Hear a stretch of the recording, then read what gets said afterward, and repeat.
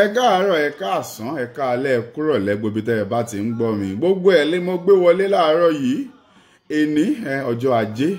ọjọ́ kẹfà oṣù kejìlá ọdún 2021 ṣé ẹ jíire bí o àlàáfíà ńlá wàá jí ń bí.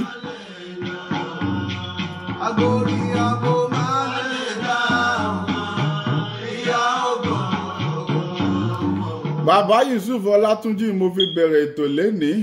mo fẹ́ fi jẹ̀lẹ́ńkẹ́ wọlé nítorí fàájì òpin ọ̀sẹ̀ tá a ṣe yìí pọ̀ díẹ̀. Ọpẹ́ pàtàkì lọ́wọ́ ẹ̀yin ará Dallas, Arlington, Mesquite, Midland, Irving gbogbo ibi tẹ́ ẹ ti wá. Mr and Miss Kògbérègbè Jeans Party, Mr and Mrs Kògbérègbè Jeans Party. Ẹ wo tọdún yìí gọlọ́ntíọ́ ó skin pọ̀pọ̀ fàájì ló bá dé. Nígbà tí mo ti ráwọn èèyàn tó ń drive bíi 4-5 hours wá mo ní kí ló dé bàbá mà ló ń ṣóhun gbogbo èèyàn kọ́ èrò ń tènìyàn ń ṣe tọ́lọ́hún ọba mi adùn ń ṣe bí ń tọ́lọ́hún lọ́wọ́ sí aṣòro ṣe bí ń tọ́lọ́hún kọ̀yìn sí bàbá lókè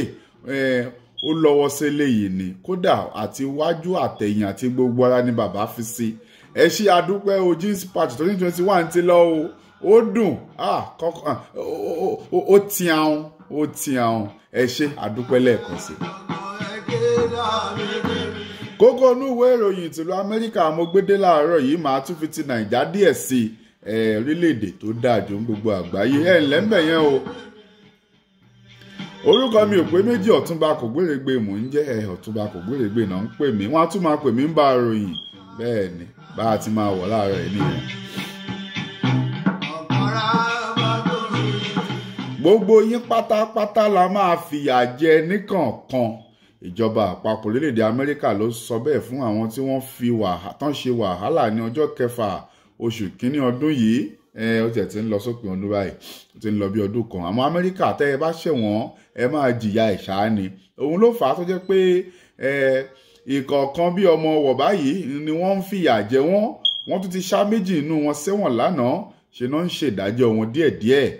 wọ́n ní gbogbo yín pátá la máa fi mú yín dánrin a dẹ̀ máa fi yín jófin ni.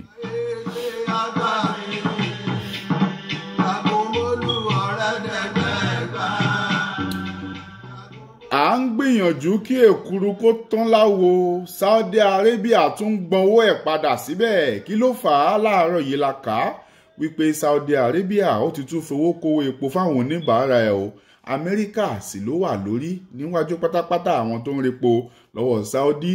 wọ́n ní láàrí pé Omicron ti wọlé ẹ̀rí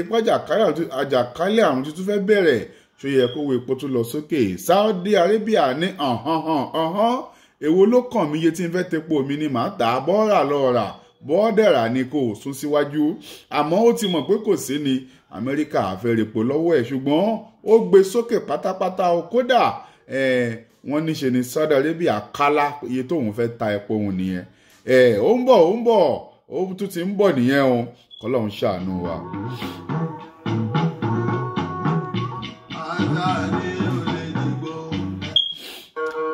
Omicron ti wọ ìpínlẹ̀ mẹ́rìndínlógún báyìí ní ìlú Amẹ́ríkà láàárọ̀ yìí la kà nínú ìwé ABC News tó ń sọ wípé àrùn àjàkálẹ̀ àrùn Omicron wọ́n ti kà á ní méjì mẹ́ta ìpínlẹ̀ tó ti wọ̀ báyìí ìpínlẹ̀ mẹ́rìndínlógún ni lórílẹ̀‐èdè Amẹ́ríkà nìkan ìjọba àpapọ̀ ní ẹ fọkànbalẹ̀ lóòótọ́ ó yẹ kó kọyín lóminú àtomi òde àmọ́ ẹ má fòyà gbogbo ìwádìí àti ìlànà ń bẹ́ẹ̀ láti ṣẹ́gun àrùn Omicron yìí ẹ mọ̀ pé wọ́n ní South Africa ló ti ṣẹ̀ wá àmọ́ ó ti wọ ìpínlẹ̀ mẹ́rìndínlógún lórílẹ̀‐èdè Amẹ́ríkà báwo ló ṣe wọlé àmọ́.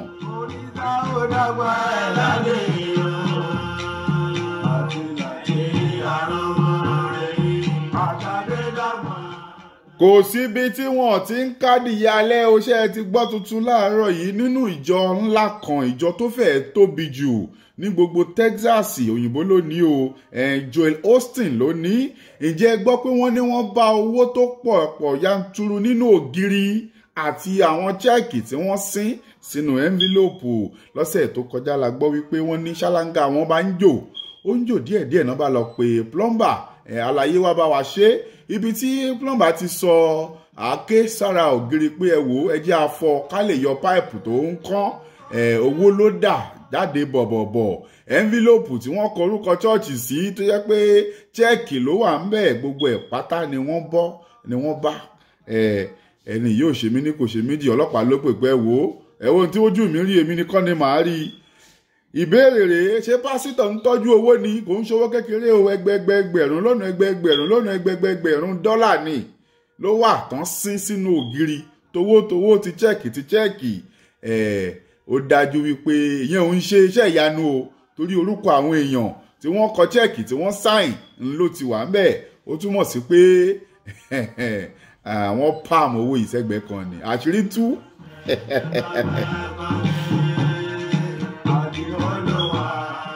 ṣé ẹ ti gbọ́ pé ọmọ ọdún mẹ́ẹ̀ẹ́dógún tó yìnbọn pa àwọn èèyàn níléèwé lọ́sẹ̀ tó kọjá ní ìpínlẹ̀ Michigan lọ́hùn-ún wọ́n ní ó ti fẹ́ rán àwọn òbí ẹ̀ lọ sọ́gbà ẹ̀wọ̀n báyìí torí pé nígbà tíjọba àpapọ̀ tí wọ́n bẹ̀rẹ̀ sí ní bá ṣẹjọ́ àti àwọn ará ìlú Michigan wọ́n ní wò ó ẹ jẹ́ ká kọ́kọ́ fìyà jà àwọn òbí ẹ̀ náà torí òfin nìyẹn pé bọ́mọ kékeré kan bá lòbùn àwọn òbí ẹ̀ tó fi ṣe ọṣẹ́ fáwọn èèyàn àwọn òbí ẹ̀ náà wọ́n á fara kọ́ta ṣùgbọ́n lẹ́ni wọ́n ní wọ́n ti bẹ̀rẹ̀ ìjẹ́jọ́ ẹ̀ ó ṣeé ṣe àwọn òbí ẹ̀ ìyẹn àti ìyá àti bàbá káwọn gan kan faṣọ péńpé kan fi roko ọba pé wọn mójútó ọmọ wọn àti pé ìbọn tọmọ wọn lò àwọn náà ní ọmọ wa ò ní rán wa lọ sẹ́wọ̀n.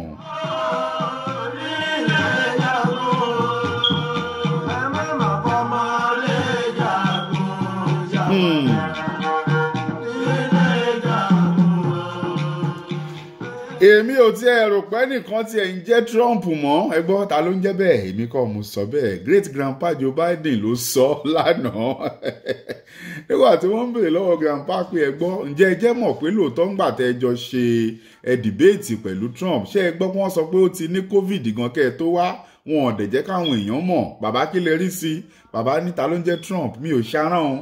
ṣèbí ààrẹ orílẹ̀-èdè ìgbà kan ni ìyẹn mà ti lọ́ọ́ mà nìyẹn èmi ò máa rí ti ẹ̀rọ mi ò tiẹ̀ rí ti ẹ̀rọ ẹgbọ́ ta ló ń jẹ́ Trump great grandpa Joe Biden ló fi Trump pa lánàá ẹ jẹ́ ń wo orílẹ̀-èdè Nàìjíríà orílẹ̀-èdè tó dáa jù ní gbogbo àgbáyé orílẹ̀-èdè tó tiẹun jùlọ. UK ìyẹn United Kingdom ń pàpà gbé ṣan lé ọrùn Nàìjíríà jálẹ̀ lánàá ǹjẹ́ ti gbọ́ wípé kò ń ṣe wípé UK United Kingdom ó ní pé kí Nàìjíríà kọ́ máa gbé ọkọ̀ òfurufú wá sí UK nìkan nǹkan tún ṣe láàárọ̀ yìí ó tún lágbára díẹ̀ yàtọ̀ sí pé wọ́n ní pé ọkọ̀ òfurufú ò gbọ́dọ̀ wọlé kò gbọ́dọ̀ jáde sí UK nǹkan tún ṣe rèé láàárọ̀ yìí o òun ni pé wọ́n ní pé wọn ò gbọ́dọ̀ fún ẹnikẹ́ni ní visa wá sí United Kingdom mọ́ lọ́wọ́lọ́wọ́ tán wà yìí àṣẹ tán tún pa nìyẹn o pé àtẹni tó ní visa àtẹni tí ò ní visa ẹ má wá àti pé wọ́n ní wọn tiẹ̀ gbọ́dọ̀ ṣe visa kankan fẹ́nìkan wá sí United Kingdom ìyẹn ra bìtìkú kí ló dé ṣé ẹ mọ̀ pé ọ̀rọ̀ Omicron yìí ẹ̀dọ̀yìn náà ẹ fẹ́ fara kó ń bẹ̀ kò yé wa o ṣùgbọ́n UK wọ́n le jù tán o wọ́n ní ọkọ̀ òfurufú ò gbọ́dọ̀ wọlé ò gbọ́dọ̀ jáde àti wípé wọn tiẹ̀ gbọ́dọ̀ fẹ́nìkankan visa kí la gbé kí lẹ jù.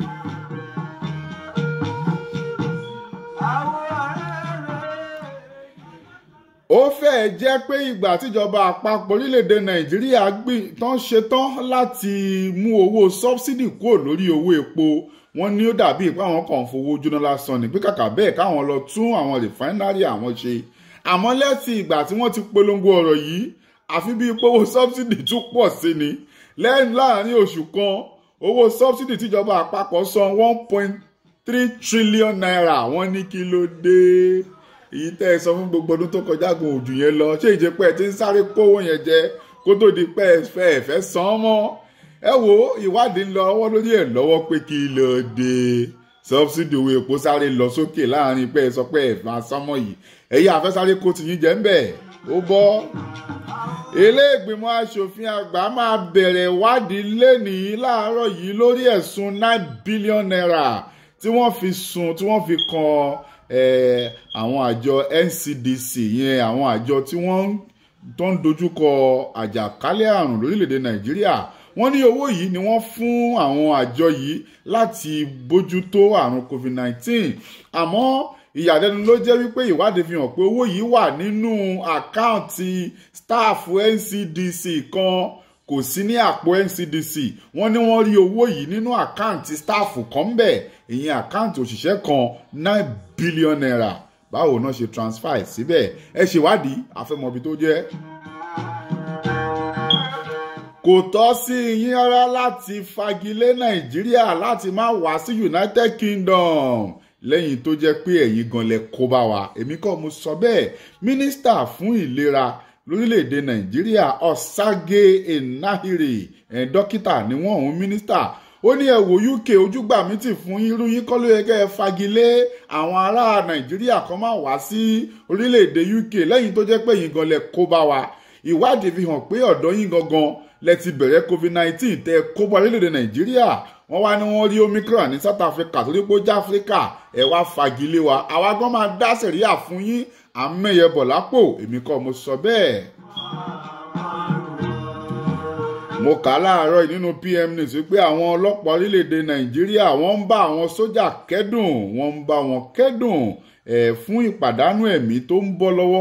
lọ́wọ́ àwọn Boko Haram wọ́n ní pé láàárọ̀ yìí àwọn ọlọ́pàá wọ́n bá àwọn sójà kẹ́dùn pé ẹ̀wẹ́ pẹ̀lẹ́ ẹ̀yin ara wa àmọ́ bẹ́ẹ̀ mi ṣe ń bọ̀ torí pé wọ́n ní lópin ọ̀sẹ̀ tó kọjá yìí òpin ọ̀sẹ̀ yìí àwọn Boko Haram tún pa bíi 5 nínú àwọn sójà àwọn ọlọ́pàá wá ní ìyá lè ń bínú ni o àbá ní ká wá bá yín dojú ìjà kọ wọn àmọ́ wọn ò kọ́ àwa bí wọ́n ṣe ń jagun o olè nìkan àtàwọn Yahoo boys wọ́n ní káwa máa mú o ṣùgbọ́n lóòótọ́ wọ́n ń bá wọn kẹ́dùn pé Ọlọ́run á bá yín ṣẹ́gun Boko Haram bọ́lọ́run ti ń bá wa náà ṣẹ́gun àwọn olè lórílẹ̀‐èdè Nàìjíríà lákòótán ẹ jẹ́ ń ka torílẹ̀‐èdè yìí ká fi kánlẹ̀.